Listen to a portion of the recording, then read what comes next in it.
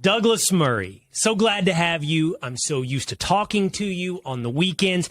Here I get to dive in long form with you about your new book, War on the West, How to Prevail in the Age of Unreason. Man, you are one of the most insightful minds that I've come across in the last several years. It is standard practice for me to butter up my guest right out of the gate. But I mean it this time, Douglas. I don't give gratuitous compliments. I mean it. You are a unique and important mind today. Let's talk about your book, but let's start with setting the terms. Tell me first, what is the West? Well, first of all, Will, it's a great pleasure to be with you, and thank you. I'm really pleased to have this opportunity to talk at greater length about these issues. The West is, of course, in one way, a very straightforward thing to define. In another way, you could spend all day debating it. I try not to get into that. I'm not writing a history of the West. I am writing a defense of the West. And you're quite right, we should define the terms. The West, as I see it, is the Western democracies, the products of Western civilization, Britain, Europe, America, the Anglosphere, that is Canada, Australia, New Zealand.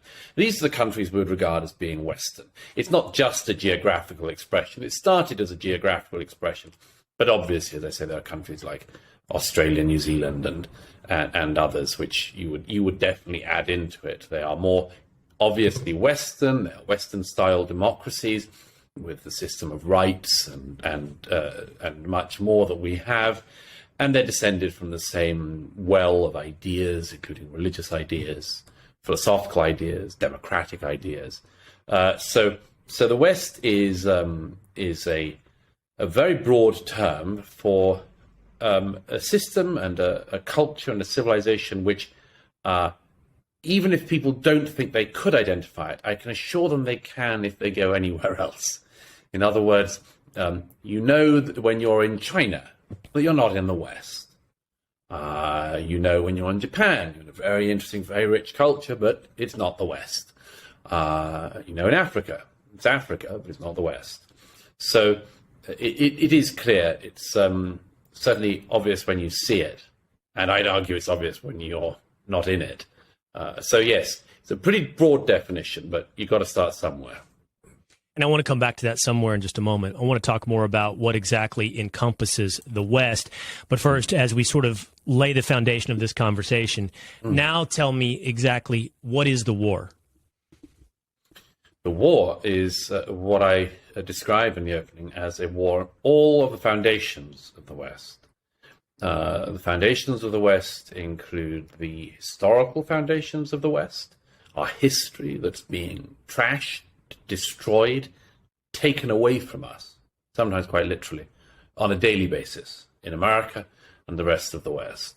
It's an assault on the peoples of the West in an era where we regard racism, quite rightly, as one of the great human evils, the one racism that is permissible, the one that is indeed encouraged, is racism against the peoples of the West, who, historically speaking, and it's not anything other than an observation of fact, have been white people, not the only people in the West, but the majorities, certainly. There is a war going on against these people, against us, against the people who form the majority in the West. If you wanted to have for some reason you decided you wanted to war on Africa, you would war on the black people who make up the majority in Africa. Well, if you war on the West, you war on the white people who make up the majority in the West. And that process, which I describe, is one of the ugliest things going on in our day, and one of the most vicious.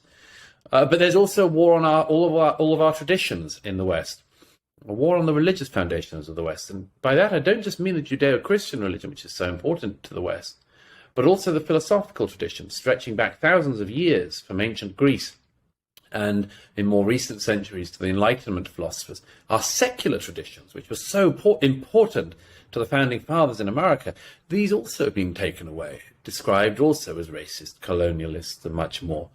And then you get to the attack on the culture of the West, so that everything in the cultural inheritance that we have is also treated through this same very, very narrow ideological prism. And that prism, as I've just given a bit of it away, is always the same.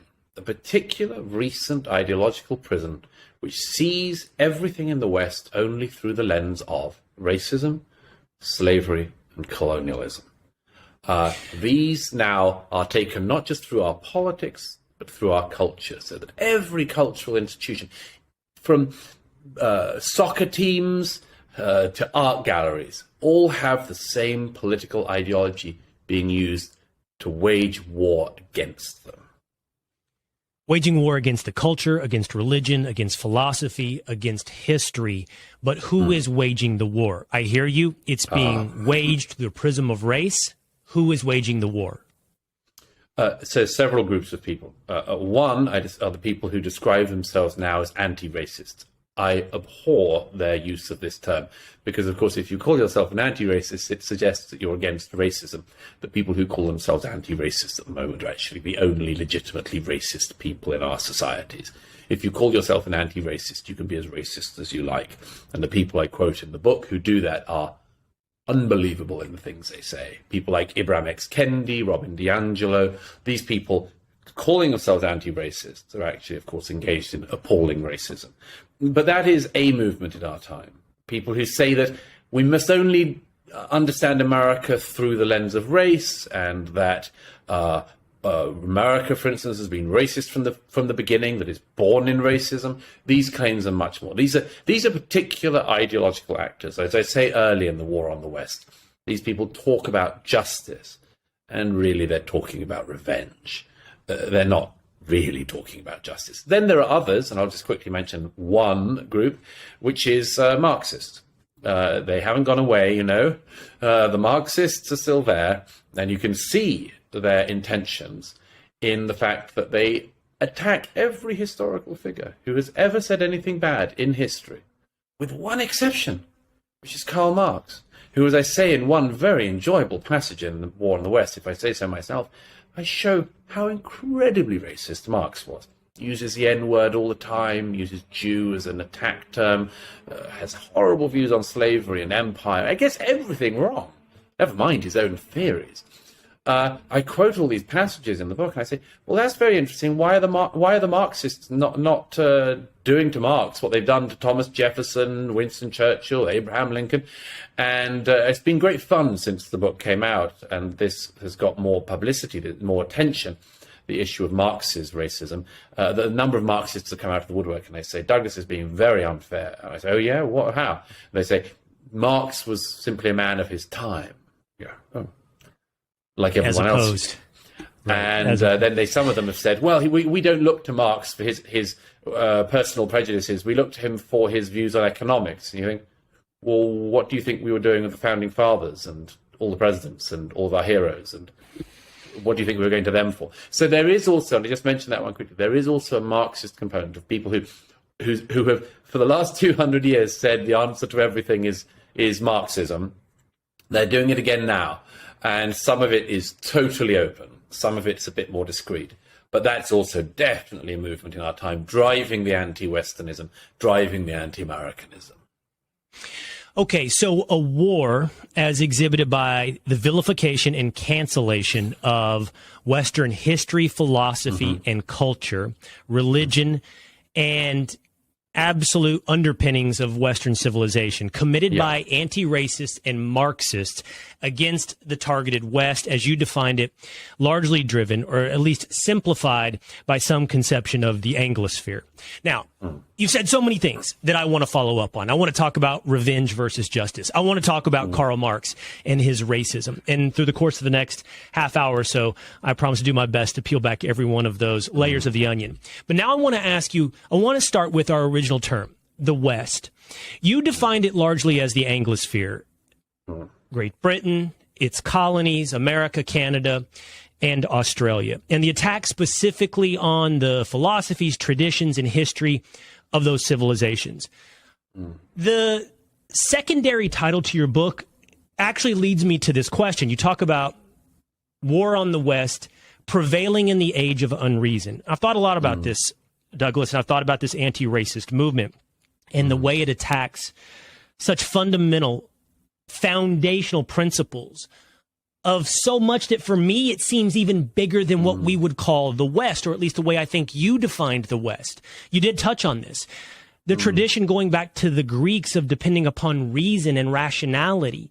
It seems to me in a lot of ways, what we're actually talking about is the Enlightenment, is the foundation of what ended up being Western civilization. And in that way, wouldn't the war be not just against Britons and Canadians and Australians and Americans, but it would also be against Italians and Spanish and any civilization that built its foundation on the Enlightenment?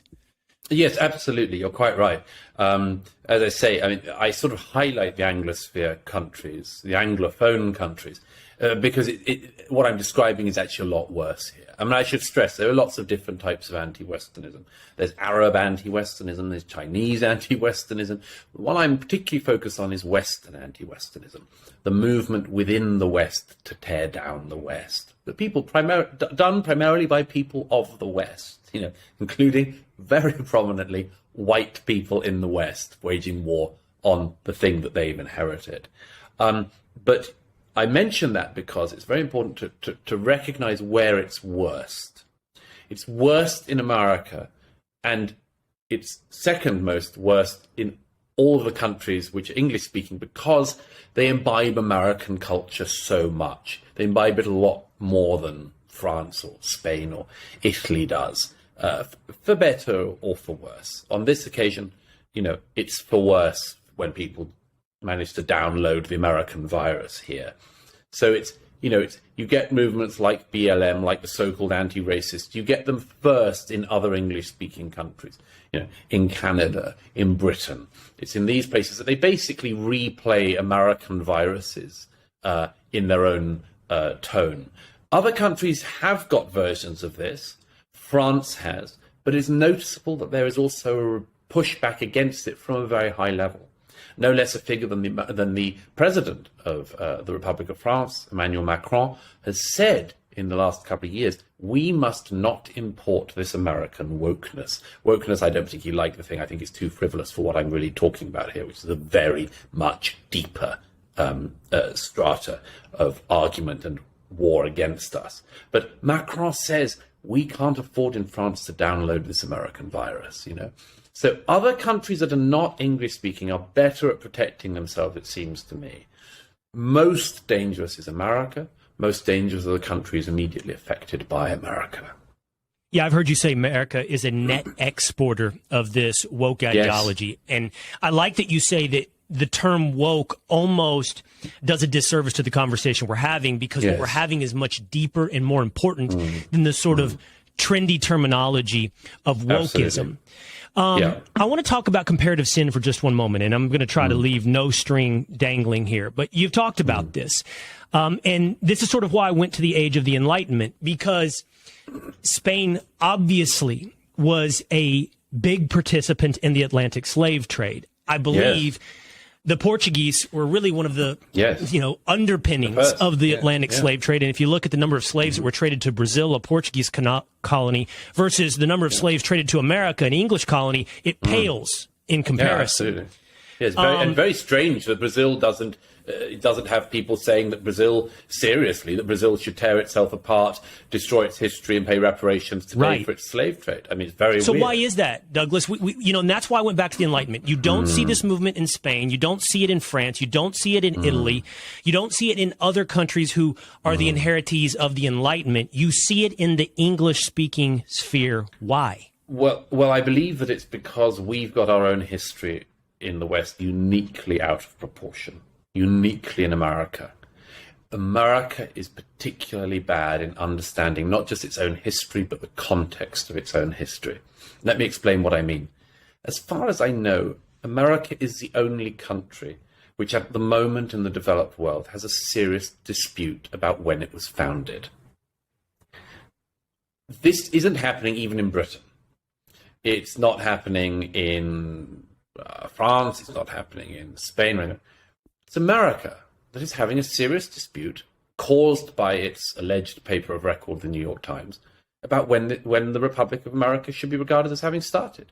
Should we say that it was started by the founders Or should we say that it was founded when the first slaves came into the American continent in 1619? Well, a significant number of Americans believe that we should do that latter, take that latter course, that 1619 is more important than 1776, and that we should regard America as being born into this original sin. Now, I'm afraid that a lot of Americans have fallen for this. A lot of Americans, particularly young Americans, have fallen for this. They don't know about the slave trade that Brazil was engaged in. They don't know it was going on much longer than the American slave trade, that Brazil was still slave trading into the 1880s. They don't know that what America was doing in having slavery was what every civilization in history had done up till then, what everyone was still doing. They don't know that during the same time that the transatlantic slave trade was going on, far more people from Africa were stolen by their neighbors in Africa and sold to the Arab slave trade. Why don't they know this? Nobody tells them this. I don't think one in a million Americans know this fact. So particularly young Americans are being encouraged to take their own history out of context, and as a result, to think that their own history is uniquely and especially bad. And this is a very interesting change, Will, that has gone on in our lifetimes. See, I think we were both brought up still in the era where America thought well of itself, recognized it had made mistakes, recognized that people in its history had made mistakes, as who doesn't, but recognized that, broadly speaking, the American project was a positive one. I have a book on the shelf behind me, Paul Johnson's History of the American People, and Paul Johnson's History of the American People was published only 20 years ago. It begins by saying, the American story is one of the great stories of humankind, perhaps the greatest. It is impossible to imagine that a mainstream history of America written in 2022 would dare to start from that premise. Everything has been turned on its head in our own lifetimes, very swiftly, very negatively, in a very evil way, in my view. Yes, and you're right. I did grow up.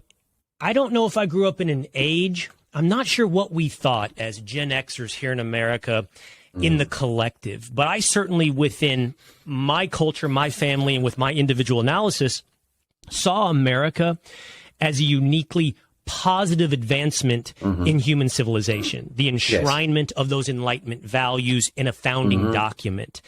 I honestly think that the American founding stands there with the Magna Carta and other great moments in history where we said, no, there are individual rights that you are imbued with, and codifying that were great advancements in human civilization.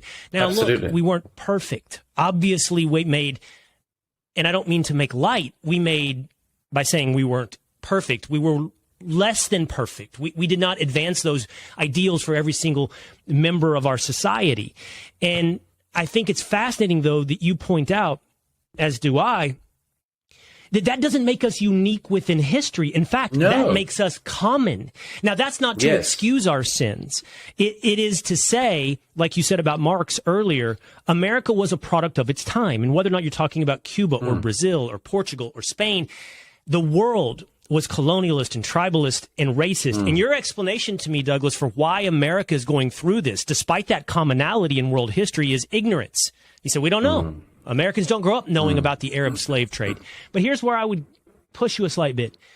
I can't imagine Brazilians know a great amount about the Arab slave trade any more than Americans. And yet we don't see the same thing happening in Brazil. We don't see the same thing happening in Spain and in Portugal.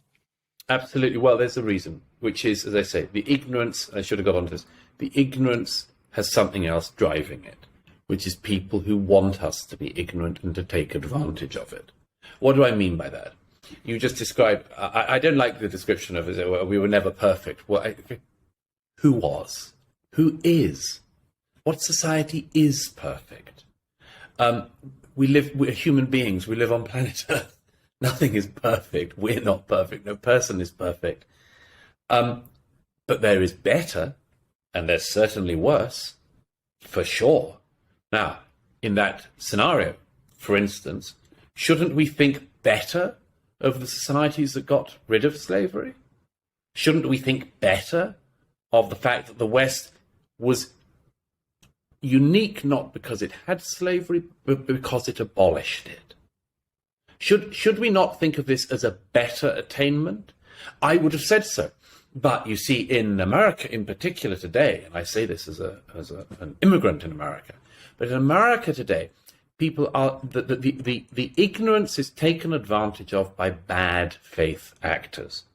What I mean by that is the people who want to say America has always been rotten take advantage of the ignorance. And here's the follow-on problem. American peoples, and I would say the Western peoples, are uniquely kind in the face of this. Most people would not be. I would say that if you went to most countries in the world and said, we're going to completely change all of your fundamentals. We're going to say that you were born terrible, that you don't have any heroes. Nobody in your past was good. You don't have a culture worth celebrating. In fact, there's nothing good in it. In fact, it would be better for the whole world if you'd never been born. I don't think most people in the world would react well to you. If I was to go to Nigeria now and say, look, you guys in the, 200 years ago, you were slaving like mad. You were selling your brother and sister Africans. And as a result, I'm afraid I've got to tell you, you're all born evil. I don't think I'd be much welcomed in Nigeria on my next visit. But Americans do tolerate this. The peoples of the West have tolerated this rather too much, in my own view. Rather too much. Douglas, now you're touching on something that I think is the differentiating factor and why you don't see this in France or in Spain or in Brazil. And for better or worse, America started out as somewhat of a blank slate. Now, that is not entirely true. There were cultural values imbued within the people who founded the United States of America.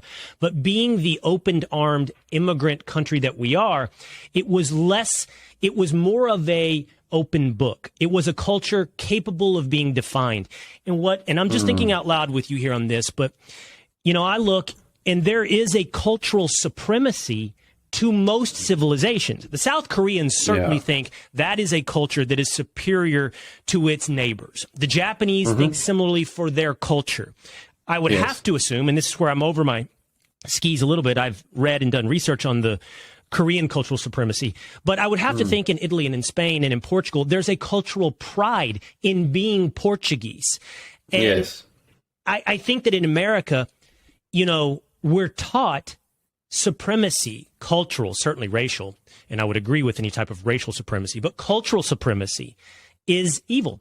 We're taught not to feel better about ourselves than we would about other people in the world. And we're taught that American exceptionalism is a falsehood.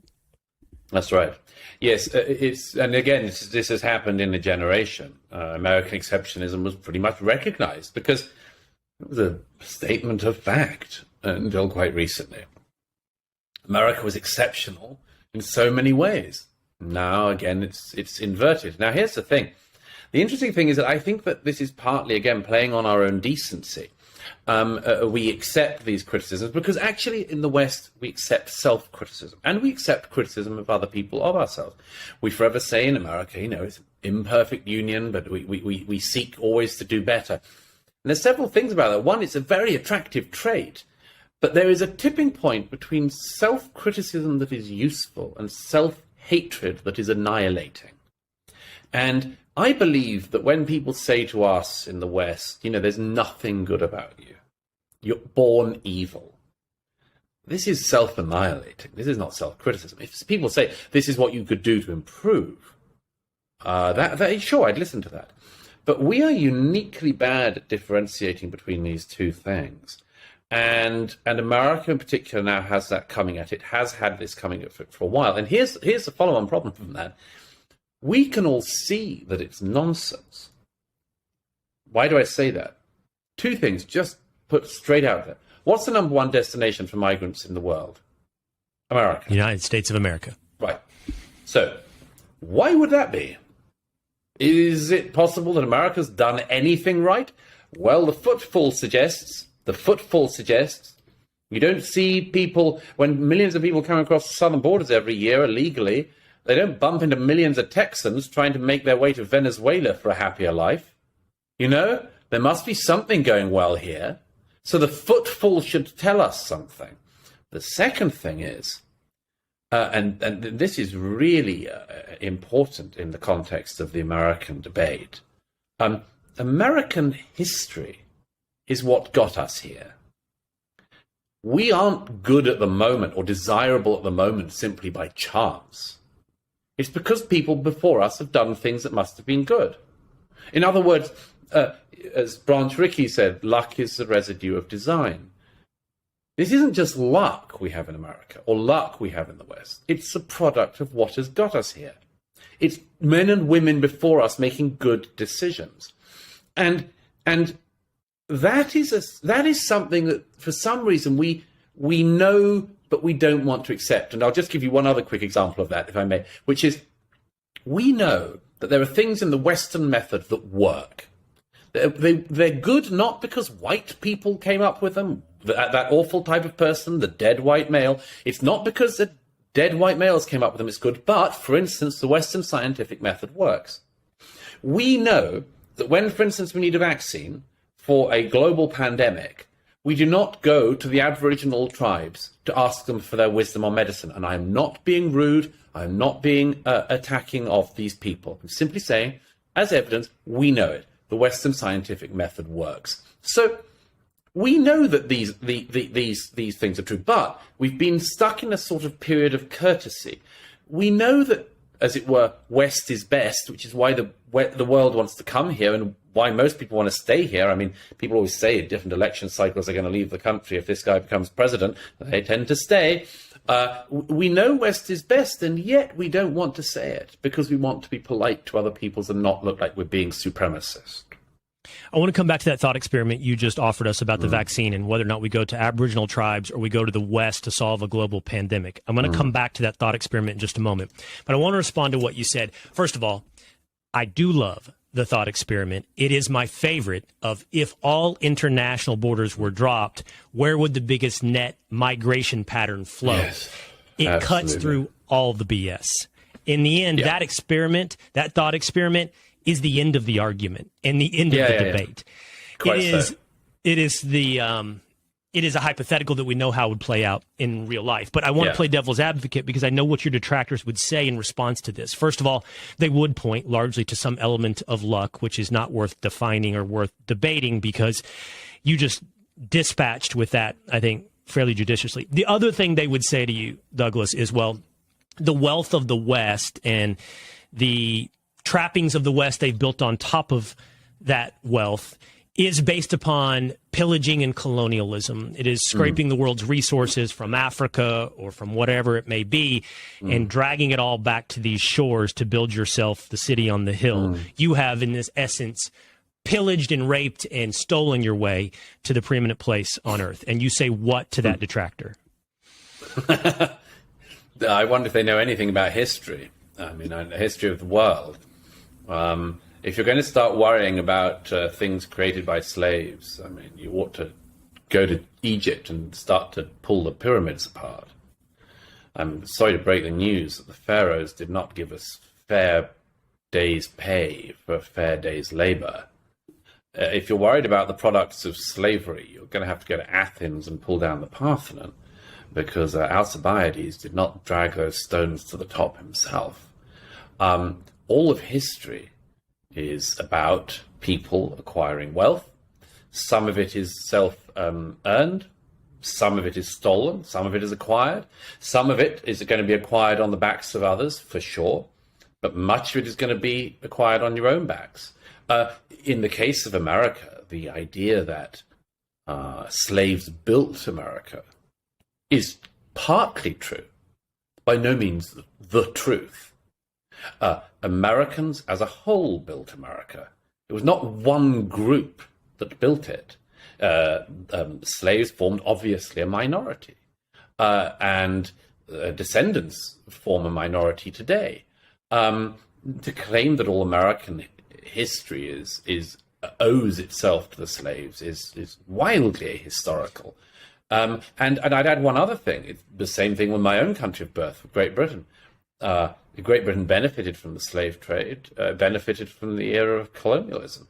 But it's actually been estimated that Britain spent more, lost more, in abolishing the slave trade by policing the high seas for decades after we abolished it ourselves in Britain and stopped the Brazilians and others trading slaves across the Atlantic, that Britain actually cost us more to abolish slavery, pay off the slave owners and much more. It cost us more than we gained through the trade. In fact, Britain only stopped paying off its debt, literally its debt, about 5 or 6 years ago. So this was an incredibly costly thing to abolish slavery for both Britain and America. And the people who pretend that we only benefited from it never take this into account. Well, I would also add that it's not the differentiating factor in our preeminence in technology innovation and existing at the height of civilization. We got rid of this 200 years ago.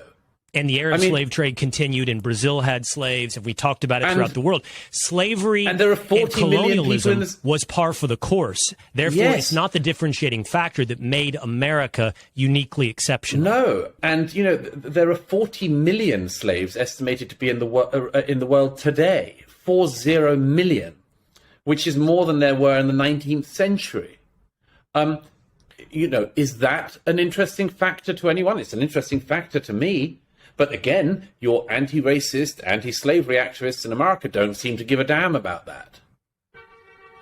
Well, I can hear New York City in the background of your apartment. That was a driver agreeing with that point. I know that you are by the way, congratulations. You are a new, I don't know if you've achieved citizenship, but you are a new resident of the United States of America. And I love your love for America, even with your criticism of America being an exporter of this world poison of woke ideology.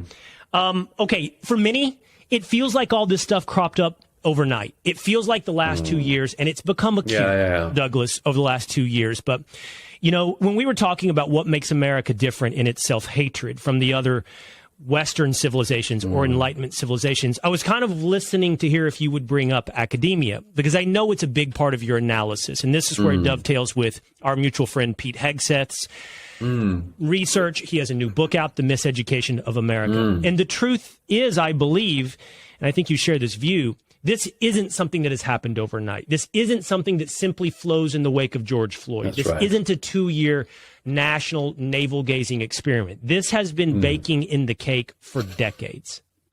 Yes, that's absolutely right. I mean, it started off in the 60s and 70s. I traced the origins of this. I'm always slightly wary about talking about academia too much, because I think academics, like writers and intellectuals, can overemphasize their own importance. For most of us, we imbibe this as though in the water these days.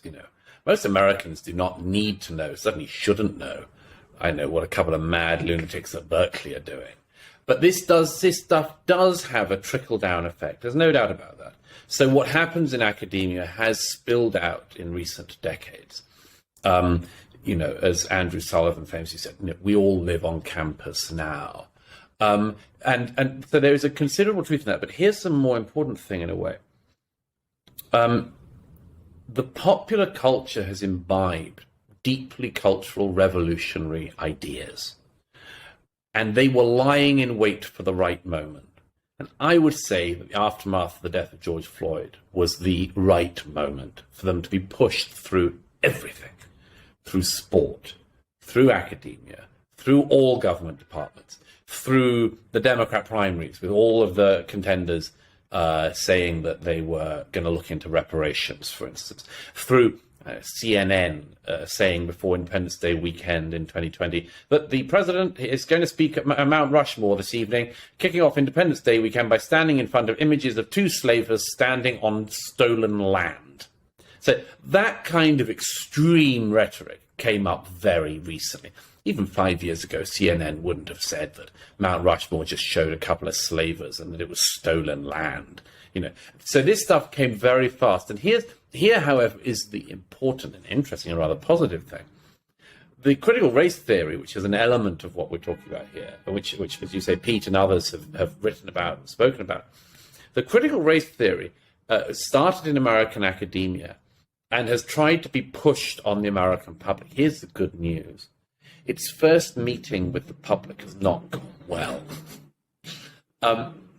they were working away on this theory in academia where, for instance, white people had to be said to be born into complete sin and everyone else is born into innocence.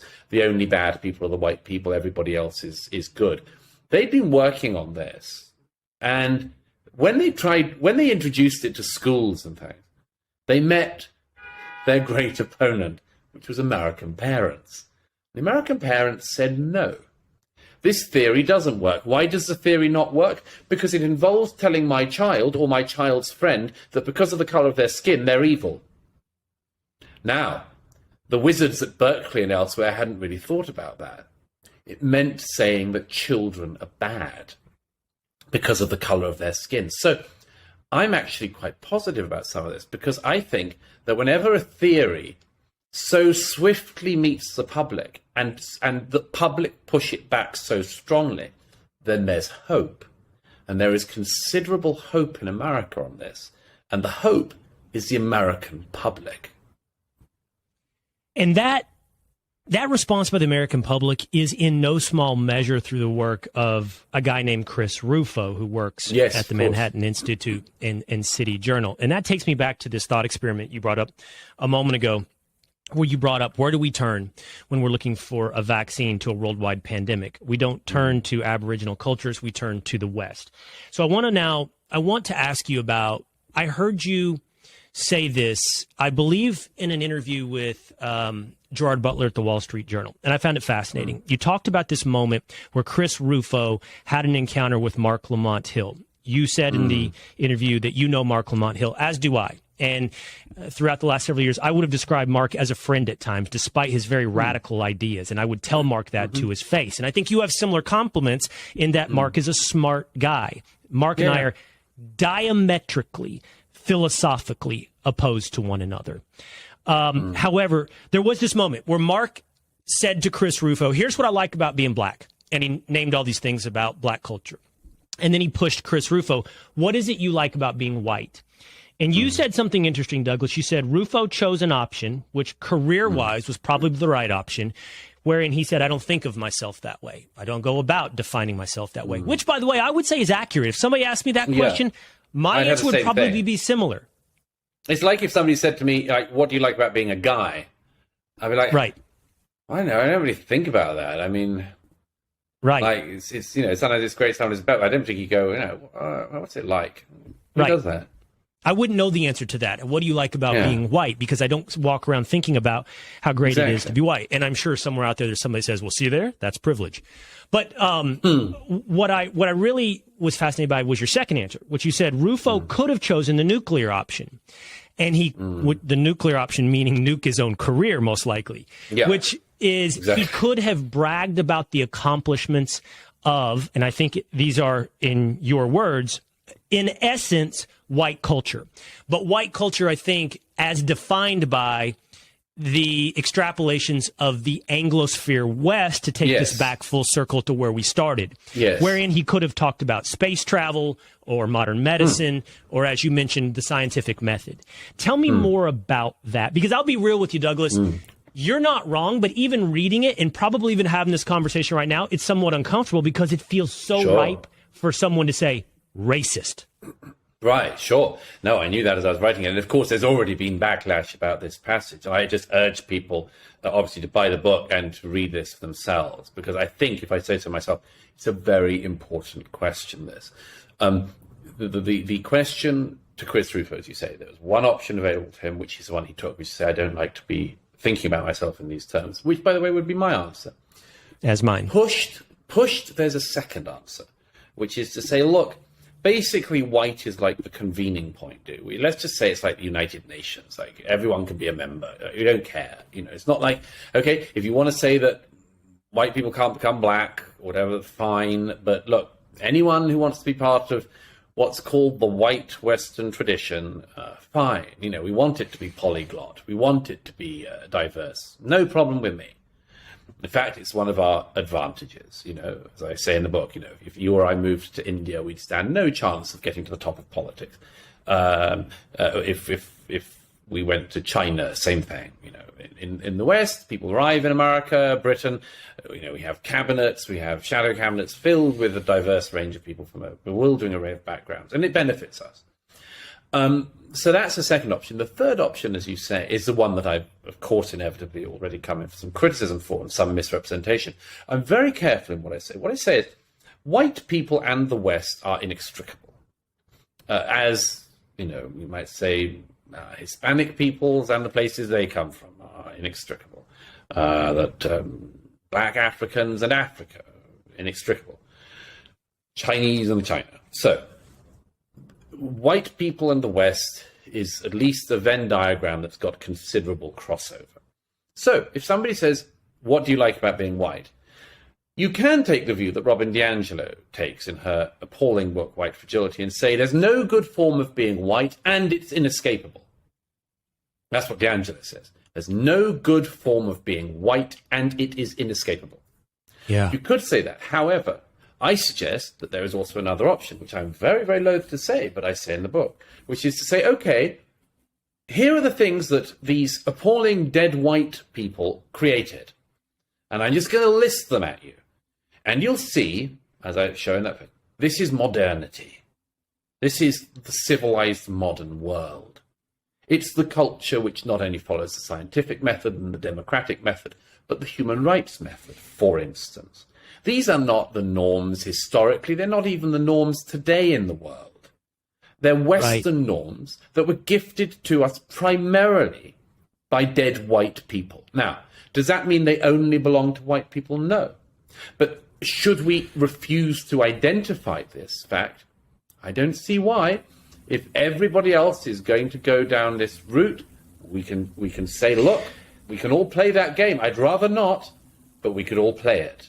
So my response, and I think this is a fascinating thought experiment that you put forward, is I don't want to play that game. And I don't think you do either.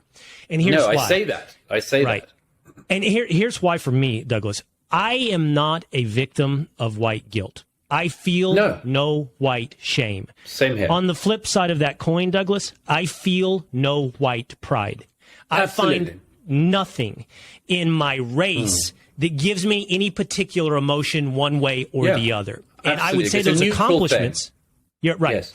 And I would say those accomplishments that you point to rightfully as the products of Western civilization. And I know you agree with this, so I'm not debating you. I'm just talking this out with you.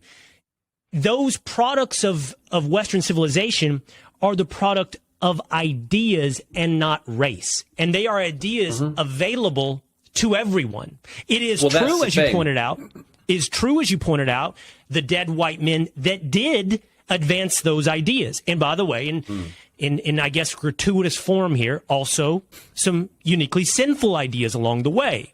Actually, let me amend that. I'm not sure they were uniquely sinful. They were sinful, and they were sinful across the globe. But these assets, which, again, now to take this full circle, were embodied in the United States of America's founding, were unique. And that shouldn't be a marker of race. That should be a marker of culture. And I think we have a lot of trouble separating race from culture. Yes, we have a lot of trouble because it's not entirely possible. I mean, that's just has to be said. As I say, I mean, can you separate out Chinese people from Chinese culture? You can, but it's not going to be a straightforward task. Can you separate out Japanese people from Japanese culture? You could, but it's pretty hard. It's the same thing with the West, and there's nothing inevitably bad about that. As you say, though, Will, question is it available for everybody? And the answer to that with the West is yes.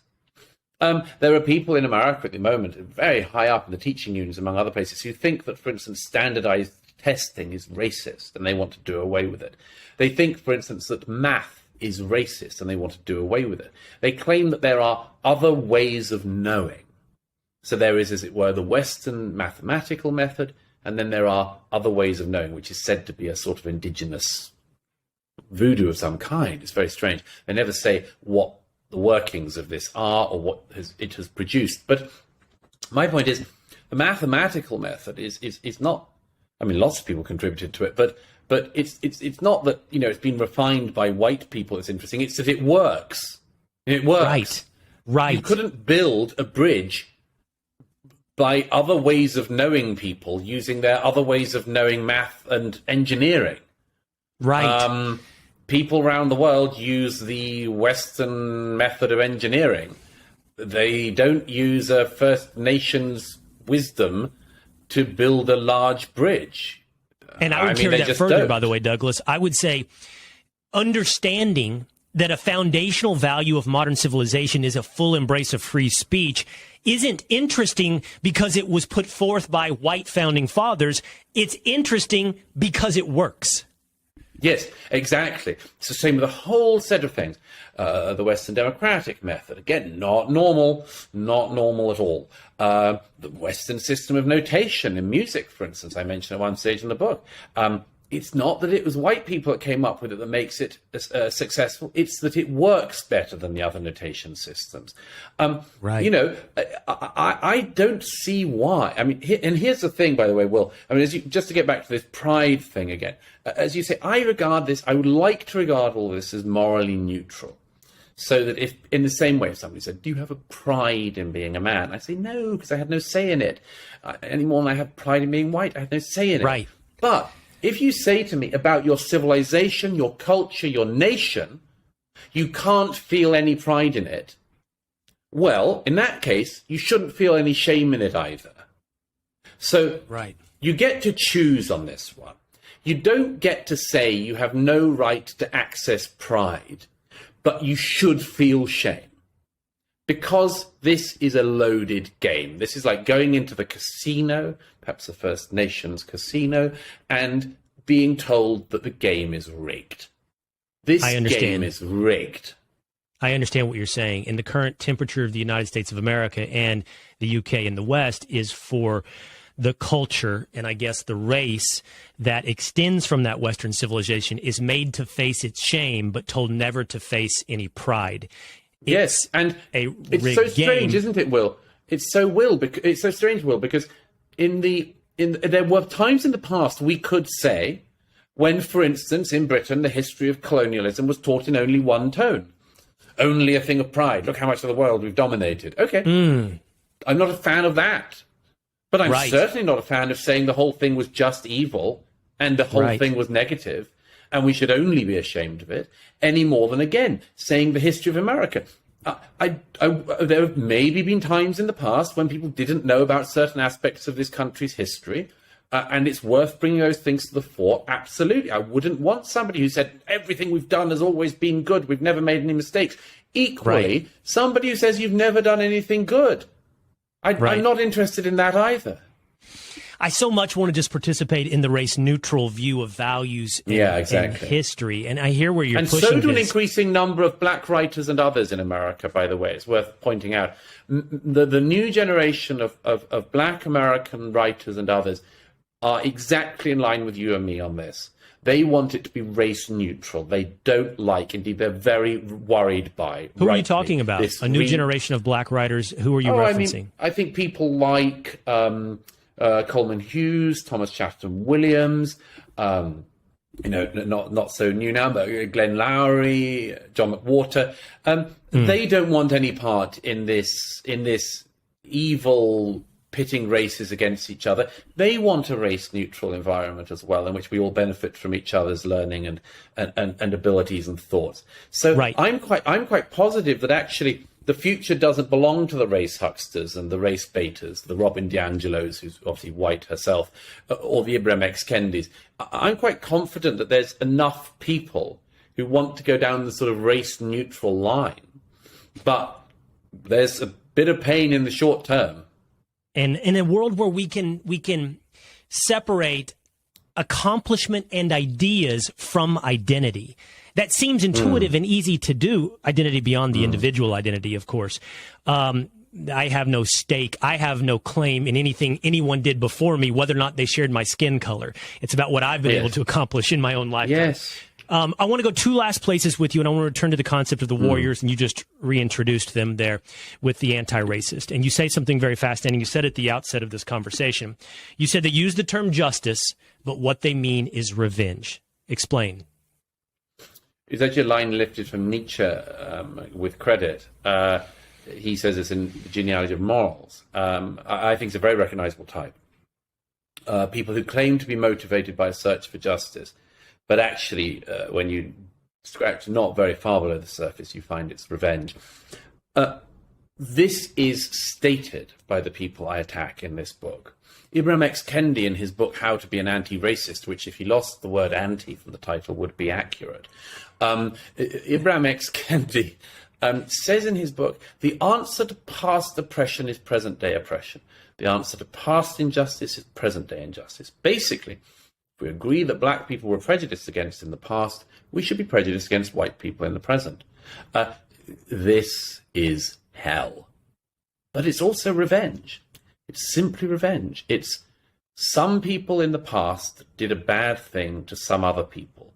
Therefore, to rectify it in the present, not even the descendants of, but let me get this absolutely accurate, people who look like people who did something bad in the past owe something to people who look like people to whom a bad thing was done. That's insane. That's insane. We're not even talking, in the case of America now, about descendants of slaves being owed by descendants of slavers. Like, how would you carry that process out on a practical level in America in the 21st century? Nobody is alive who can do the apologizing. Nobody is alive who could accept the apology. And again, that matters enormously because we have a spirit of vengeance in the air in America. What else is it that we've seen in the last couple of years? What else was it we saw in the iconoclasm of the summer of 2020? It was revenge. It was the pulling down of all heroes. It was the attempt to desecrate the holy places of the civilization that these people believed to be so wicked. Attacking the holy temples of America, its founding fathers, its constitution, its ideas, its history, everything. I think you're absolutely right. I think you're right, Douglas, and I've talked about that here on this podcast. It just, you don't have to scratch very deeply at all to understand there is a strong current of vengeance underneath this movement disguised as justice. And I don't know, and maybe there's a hopeful tone to take. As you mentioned, the race hucksters are not the visionaries of the future. I don't know that most of America truly understands the extent of this desire for revenge. I don't know that they realize when you leave behind the word equality and embrace the word equity, fully what you are embracing. I don't think most of America knows we're not just moving towards a world where everybody gets a chance and everybody is treated equally. We're actually embracing a movement right now where in order for one to rise, someone else must fall. In order for one to be lifted, someone else must be pushed down. Yeah, zero-sum game. Yeah, that's absolutely the case. By the way, that happens on other areas of American life and Western life. You know, as I wrote in my last book, The Madness of Crowds, you know, there was always a type of feminist who believed that women didn't need equality, but needed to be better than, you know? The sort of insane fourth wave feminists who ended up saying things like, we don't need men. You know, men are awful. You know, if the suffragettes had said that, women might not have the vote still. I mean, it's an incredibly unattractive position to argue from. In the same way, there are some people on the race issue who say, you know, we don't want to be equal, we want to be better than. The head of the Black Lives Matter movement in Britain, in Oxford, as it happens, who sadly, since she came to fame, was shot in the head and hospitalised by a black gang member in South London. But the head of BLM Oxford actually said once in a tweet, we don't want equality, we want to make the white people our slaves. You go, well, that's not justice, that's just revenge. Just revenge. Well, I was laughing. And I'm not up for that, and I don't know almost anybody else who is. Right. Because I'm not paying that. We've paid that down. We paid down any moral debt we owed. We actually paid down the financial debt as well. Nobody born in the 2020s, nobody born in the late 20th century owes anyone else anything. We don't owe because we didn't do anything. And this whole concept of the whole concept of hereditary guilt is just obscene. Yeah. I was laughing when you brought up fourth wave feminism because they got checkmated throughout the last 5 years. All that it took was for men to declare themselves women and undercut the entire enterprise. Finally, I want to end with this, and that is, let's just go one layer deep on the equity angle. And that is, as you mentioned, there's two warriors in this war. That is the anti-racist, and then there is the Marxist. And I'm interested in how much that Venn diagram overlaps, because I do think as a motivational factor, you're right, revenge is a massive part of it. I don't know where that revenge overlaps with communism. But let's start with this. Let's start with what you said about Marx. First of all, isn't Marx, I know that the Soviet Union is the most famous implementation of his ideas. He was a German. Wouldn't that be the West? So wouldn't he fall under the same scrutiny as the rest of the West? Yes, it's such an interesting point. I make this point in the book about the post-colonial period. Something very weird happened in the post-colonial period. The main theorists of post-colonialism, people like the person I wrote about in the book, Frantz Fanon, you would have thought that in the post-colonial period, these people might have said, when the British have left, or the other European powers have left, when they've left, we should return to a pre-colonial world. So, in Nigeria, maybe you could go back to having the Oba of Benin running slave markets, for instance, or whatever. We could go back to our traditions, positive or negative, or both. That wasn't what happened. In the post-colonial period, people like Fanon, backed up by Sartre and others, said, you've just managed to overthrow Western colonialism, and that is why we can now offer you Western Marxism. Strange.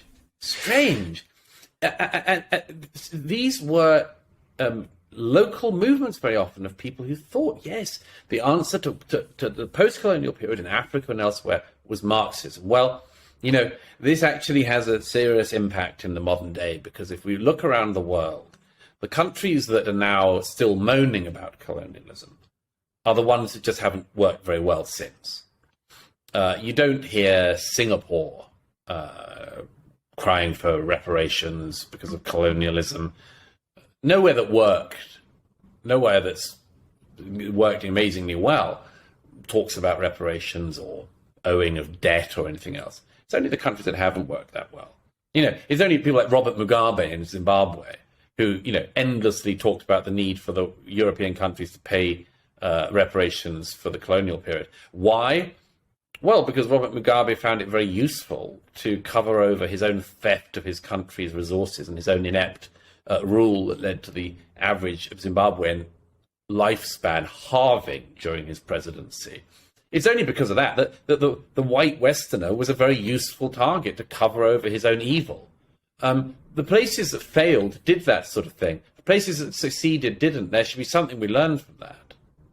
But why, as you point out earlier, that Marx has his own ugly history with racism, and Marx himself, as we pointed out, being a child of the West, why has Marx escaped this same level of scrutiny in the West? Why has he been exempted from this anti-racist movement? Because the people destroying all of our pasts know that they need him.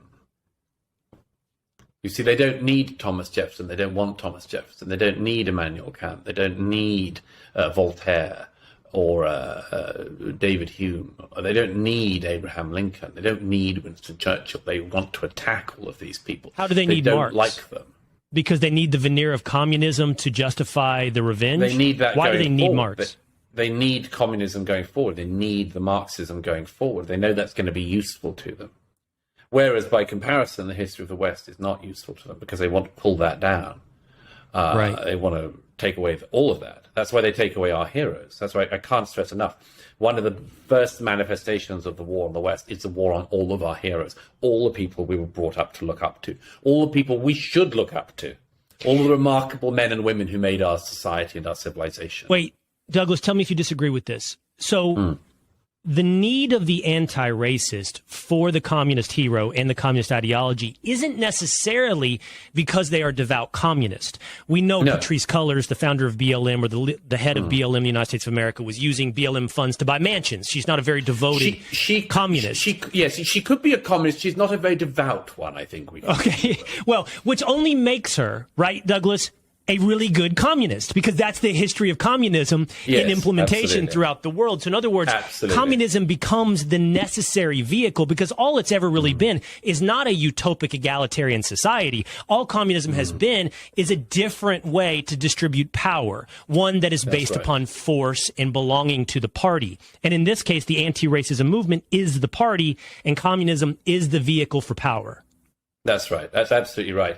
Also, I should just stress, again, on the point you just importantly made, not everyone who's doing this knows they're being a communist. Look at the left in the last 50 years in America or anywhere in the West. Look at the critiques of America and the West in the last 50 years. Whenever you ask any anti-American, well, where is it working?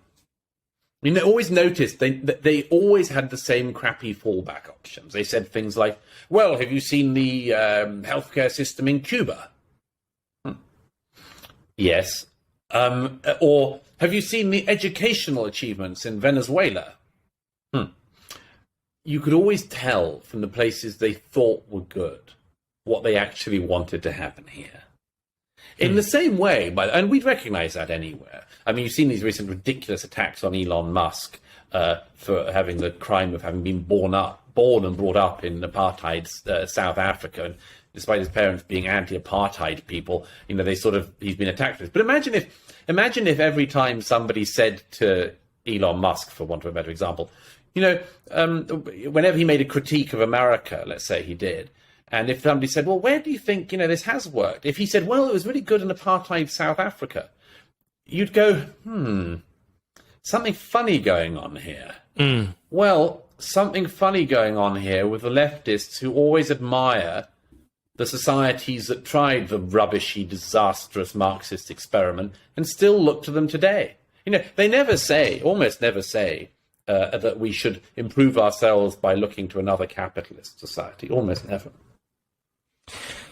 All right. Well, War on the West, How to Prevail in an Age of Unreason by Douglas Murray. Go check the book out. Douglas, I always love talking to you, and I really appreciate you giving me so much of your time today. No, it's been a great pleasure, Will. Thank you. And thank you to all of your listeners. I can't wait to hear back from your viewers and listeners as well.